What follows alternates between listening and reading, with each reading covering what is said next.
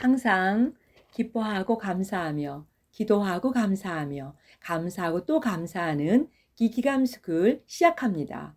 오늘 하나님의 말씀은 잠언서 18장 10절 11절 말씀입니다. 여호와의 이름은 견고한 망대라 의인은 그리로 달려가서 안전함을 얻느니라. 혹은 병거 혹은 말을 의지하나 우리는 여호와 우리 하나님의 이름을 자랑하리로다. 아멘. 하나님께서는 여호와의 이름이 견고한 망대가 된다라고 소개하고 계십니다. 그렇기 때문에 하나님의 이름을 의지하는 자들은 하나님의 이름, 견고한 망대가 되신 하나님의 이름으로 달려가서 안전함을 보장받게 된다. 그러나 이 땅에 있는 소유물, 병거나 말을 의지하는 자들은 그들에게 있어서 현재는 안전함이 보장이 되는 것 같다. 그러나 영원 세계까지는 안전함이 보장되지 않는다라고 소개하고 계신 것을 볼 수가 있습니다. 그러면 여호와의 이름에는 어떤 권능이 있을까요? 그리고 하나님의 이름은 어떤 종류가 있을까요? 호세아서는 6장에서 어떻게 말씀하고 계십니까?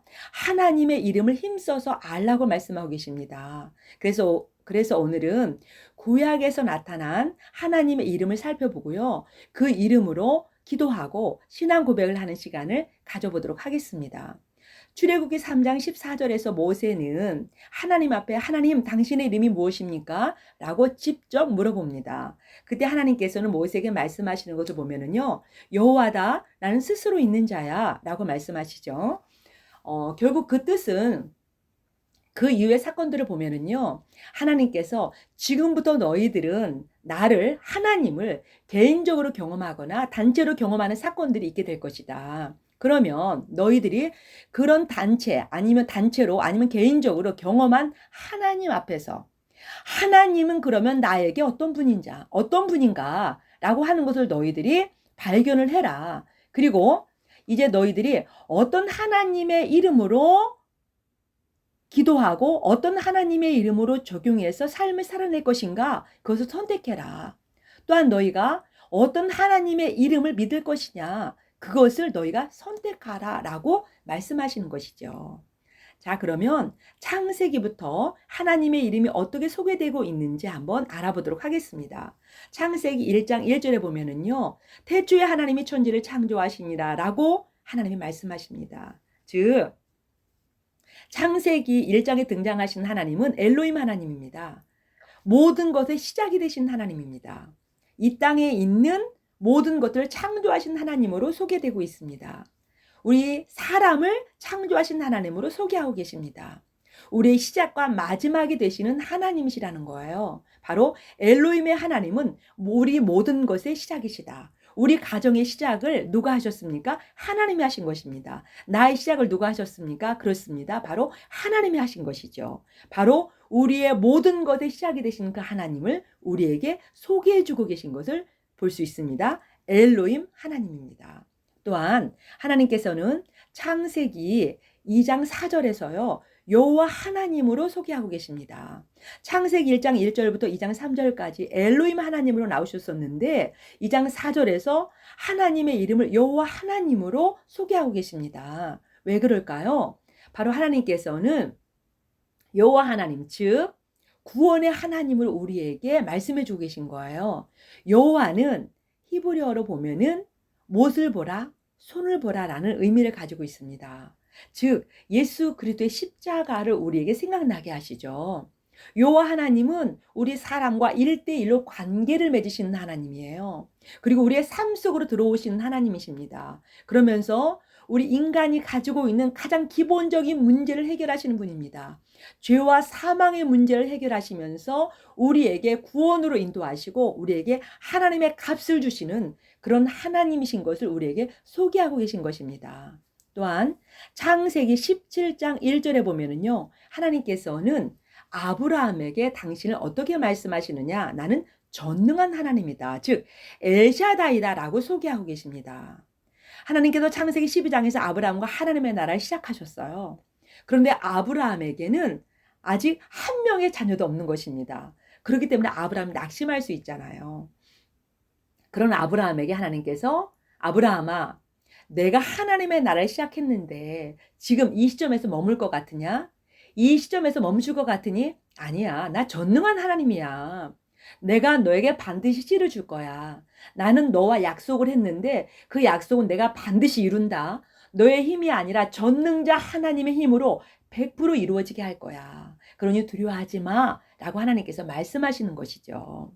또한 창세기 22장 14절에 보면은요. 하나님께서는 여호와 일의 하나님으로 등장하십니다. 즉 바로 하나님의 나라를 위해서 하나님의 산에서 모든 것을 준비하신 하나님으로 등장하세요. 그래서 여호와의 산에서 준비되리라, 여호와의 산에서 보리라 라는 뜻을 가진 여호와 이레로 우리에게 하나님께서 당신의 이름을 소개해주고 계십니다. 즉 하나님께서는 우리의 모든 것의 공급자가 되신다는 거예요. 우리의 삶에 있어서 모든 것을 준비하고 계시다는 거예요. 그리고 아브라함에게 하나님께서는 세상 나라는 어떤 나라냐? 바로 국민의 아들들을 전쟁터에 죽여서 자기의 나라를 확장하고 그리고 번성하게 하는 것이 바로 특징이다. 그러나 내 나라 하나님의 나라는 어떤 나라냐? 아버지가 아들이신 예수 그리스도를 죽여서 죄인된 국민들을 바로 하나님의 나라의 국민으로, 하나님의 나라의 자녀로, 하나님의 나라의 하나님 가족으로 만드는 그런 나라가 바로 하나님의 나라다. 너는 이 하나님의 나라의 진짜 백성이 되길 원하느냐? 하나님의 자녀가 되길 원하느냐? 나와 함께 하나님의 나라를 함께 시작하겠느냐? 라고 물으시는 것입니다. 창세기에서는 하나님께서 엘로힘 하나님으로, 여호와 하나님으로, 엘샤다이로, 그리고 여호와 이레로 우리에게 소개해주고 계시고 또한 우리에게 말씀해주고 계신 것을 볼 수가 있습니다.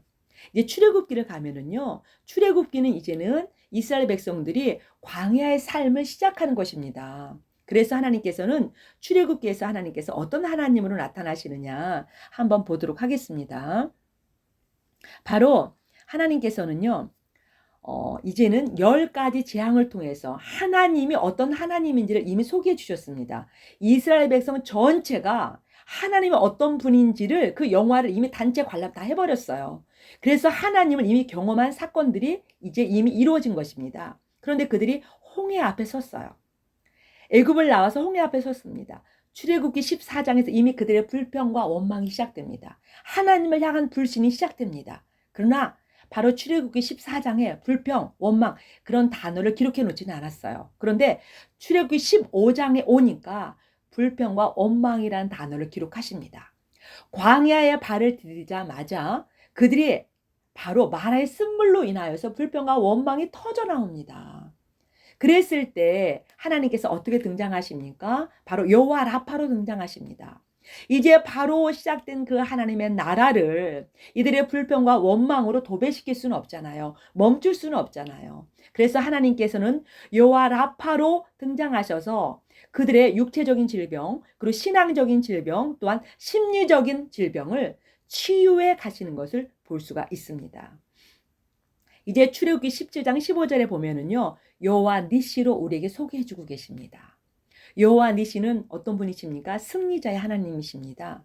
우리의 땅에, 우리의 삶에 우리가 패배할 것 같고 죽을 것 같았던 우리의 땅에 하나님께서 여호와의 깃발을 꼽으면서 그 땅을 여호와의 이름으로 등기하고 차지하게 하시겠다는 하나님의 약속인 것입니다. 이제 광야에서는 많은 적들을 만납니다. 아말렉, 암몬, 모압 많이 만나잖아요. 그런데 그 적들과의 싸움에서 너희가 홀로 나가서 싸우는 것이 아니라 내가 앞장서서 싸울 것이다. 그래서 반드시 승리하게 해줄 것이다 라고 하나님이 약속하시는 것입니다. 그래서 너희가 발로 밟는 땅을 어떻게 한다? 여호와의 깃발을 세울 것이다. 그래서 사탄이 자기의 땅인 줄 알고 등기를 마친 땅들을 여호와의 이름으로, 여호와 니시의 이름으로 다시 찾아서 바로 여호와 이름으로 어떻게 할 것이다? 등기할 것이다. 너희들의 이름으로 등기해서 너희들의 땅이 될 것이다 라고 하나님이 약속하고 계신 것을 볼 수가 있습니다. 이제 우리는 사사기로 넘어갑니다. 사사기는 어떤 시대입니까? 영적으로 육적으로 지도자가 없는 시대입니다. 그리고 많은 나라로부터 공격을 받는 그런 시대입니다. 레이지파가 활동이 보이지 않습니다. 그리고 말씀을 모르는 시대입니다. 진리와 비진리가 섞여서 그냥 살아가는 그런 시대입니다. 무지한 시대입니다. 그 시대를 그냥 우리가 한마디로 표현하면 개판 5분 전인 시대예요. 그런데 그 시대에 지도자가 없습니다. 어둠의 시대입니다. 그런데 그 시대에 하나님께서 어떤 이름으로 나타나시느냐. 너무너무 아이러니한 사건이에요. 바로 사사기 6장 24절에서 기드온에게 여호와 샬롬으로 나타나십니다. 그런 무지가 계속이 되고 어둠이 계속되고 개판 5분 전이 계속되는 시대. 즉 어떤 시대냐. 바로 내 생각으로 내 마음대로 내가 왕이 되어서 살아가는 시대인데 하나님께서 그 시대에 그리고 적들이 끊임없이 침략을 해서 우리의 모든 것을 빼앗아가는 시대입니다. 내 일상생활이 저당이 잡혀서 자유가 보장되지 않는 그런 시대예요. 그런데 하나님께서 여호와 샬롬을 주시겠다는 거예요. 바울이 얘기한 은혜와 평강을 주시겠다는 것입니다.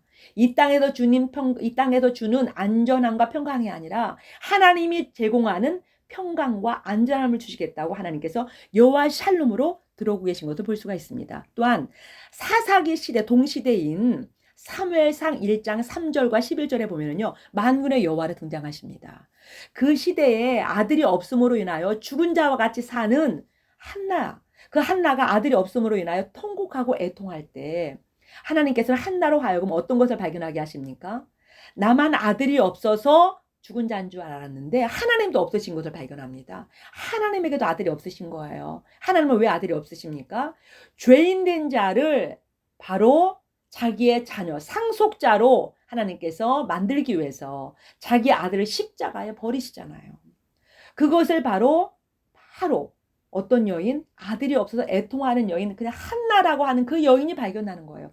그 시대에 우월한 지도자들이 발견하는 것이 아니고요. 그 한나라고 하는 에브라임 산지에 있는 한 여자가 바로 하나님의 아들을 버리는 사건, 나와 같이 아들이 없는 사건, 왜? 죄인을 자식으로 만들기 위해서. 바로 그 사건을 바로 알게 되는 만군의 여호와, 군대를 거느리신 하나님, 이 시대에 아들이 없음으로 말미암아 우는 한나에게 아들을 줄 수 있는 사람이 아무도 없어요. 자기를 가장 사랑하는 남편도 그것을 해결할 수 없습니다. 그런데 군대를 거느리신 하나님, 만군의 여호와이신 하나님께서 그 문제를 해결하신다는 거죠.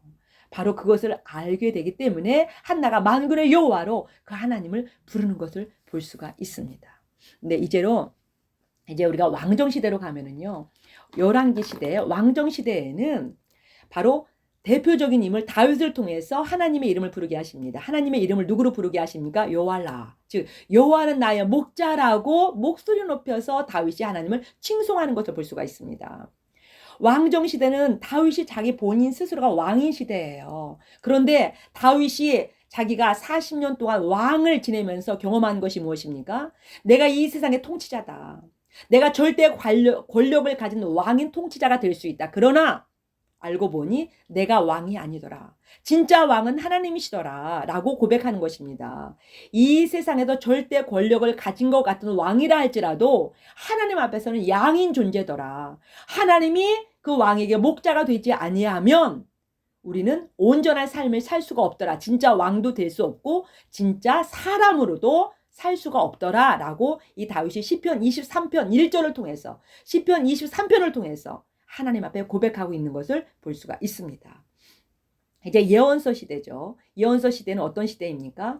북이스라엘과 남유다가 망해가는 시대입니다. 포로로 잡혀가는 시대입니다. 그런데 그 시대에 하나님께서는 어떤 하나님으로 나타나실까요?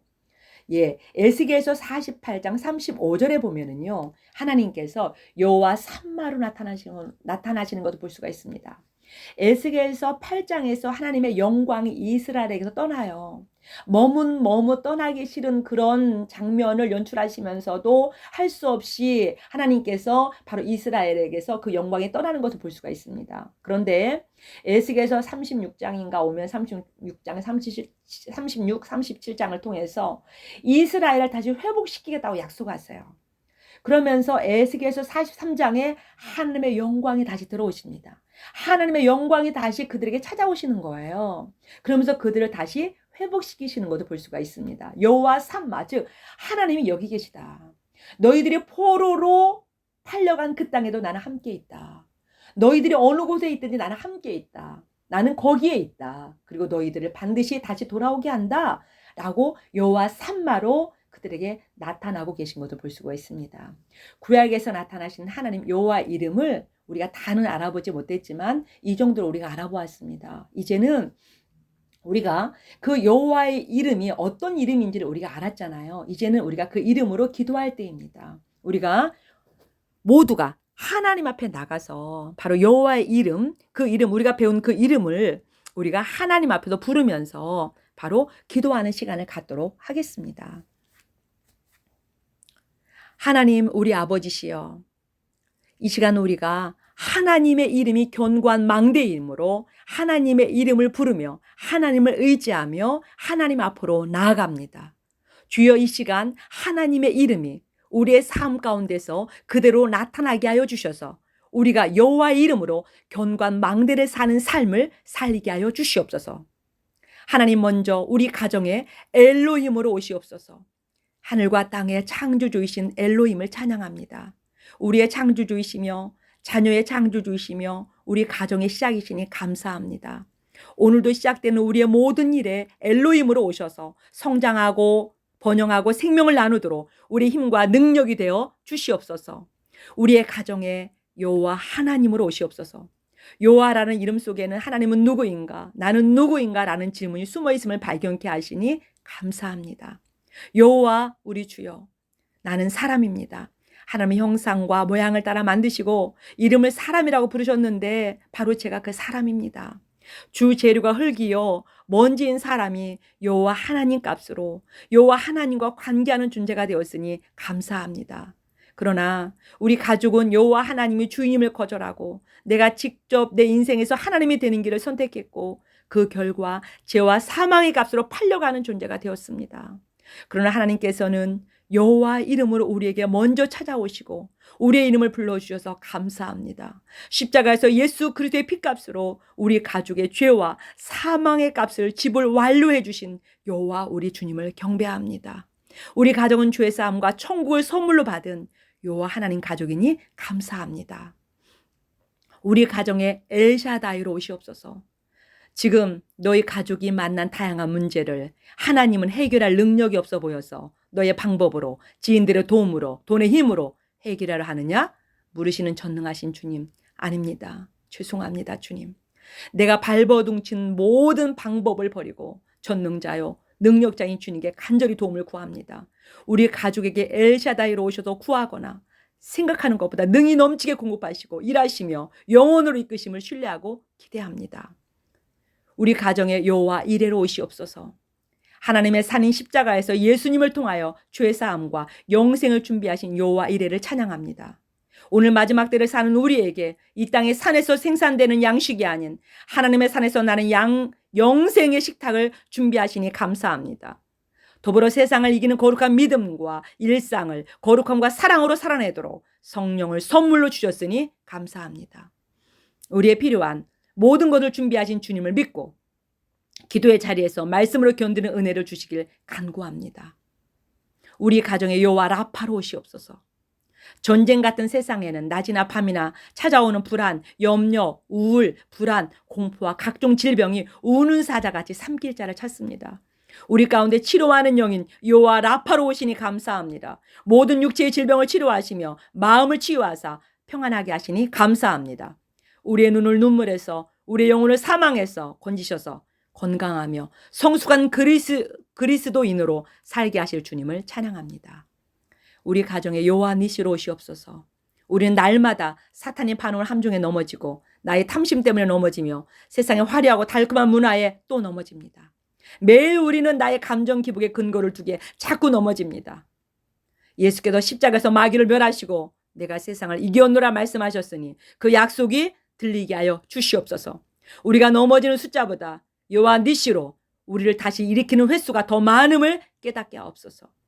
우리를 하나님 왕국의 군사로 부르시어 나 홀로 싸우는 인생이 아니고 예수 그리스도와 함께하는 싸움으로 바꾸어 주셔서 감사합니다. 오늘도 예수 그리스도 안에서 사탄과 세상과 악을 발로 밟고 승리의 깃발을 날리게 하실 주님을 찬양합니다. 우리 가정에 여호와 샬롬으로 오시옵소서. 메타버스, AI, 4차 산업혁명 시대는 사람에게 부와 번영과 편리함과 안녕을 준다고 광고합니다. 그런데 범죄 지수는 다양하고 잔인하게 상승하고 고독사도 증가하며 불안증, 우울증도 높아만 갑니다.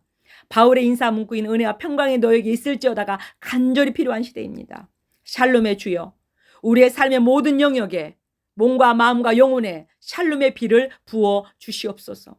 우리 가족들을 어둠의 문화와 비뚤어진 가치관과 하나님을 대적하는 이론에서 구원하사 난리와 전쟁 가운데서도 하늘 보좌로부터 흘러오는 평강을 공급하여 주실 것이니 감사합니다. 우리 가정에 여호와 체바오트로 오시옵소서.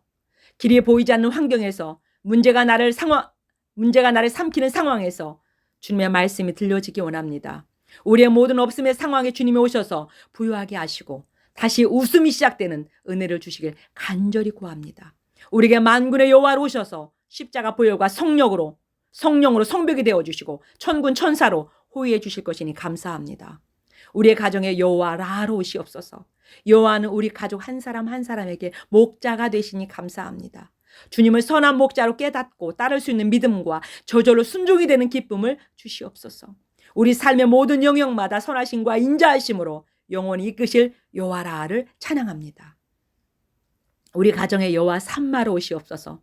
우리가 선 땅에 주님의 영광이 다시 들어오시니 감사합니다. 우리보다 앞서가셔서 우리가 가야 할 내일의 삶에 십자가로 길을 만드시고 새 길, 생명의 길을 여시니 감사합니다. 우리 가족들의 출입하는 모든 곳, 그곳에 함께 계시고 삶의 중심에 주의 영광이 빛나도록 거주하시니 감사합니다. 여호와 삼마를 찬양합니다.